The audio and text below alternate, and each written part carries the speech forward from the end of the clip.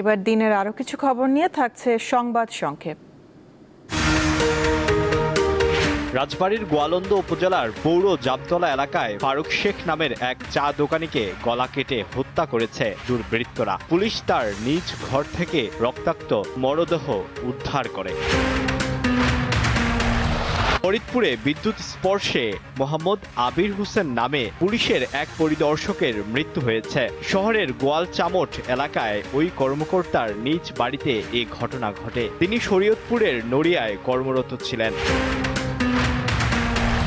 ময়মনসিংহের ঈশ্বরগঞ্জে শনিবার এক যুবক হাতে বড় ছুরি নিয়ে যানবাহন চলাচলে বাধা সৃষ্টি করেন। এতে ত্রিশাল নান্দাইল সড়কে প্রায় 1.5 ঘন্টা যান চলাচল ব্যাহত হয়। পুলিশ রমজান আলী নামের ওই যুবককে আটক করেছে।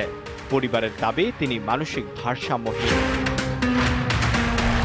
সিলেটের ওসমানীনগরে তেলবাহী ট্যাঙ্কার লরি ও সিএনজি চালিত অটোরিকশার মুখোমুখি সংঘর্ষে একই পরিবারের 3 জন সহ 4 জন নিহত হয়েছেন। শনিবার দুপুরে ঢাকা সিলেট মহাসড়কের ব্রাহ্মণগ্রাম এলাকায় এই দুর্ঘটনা ঘটে। আলোয়ান খান, দীপ্ত, বার্তা কক্ষ।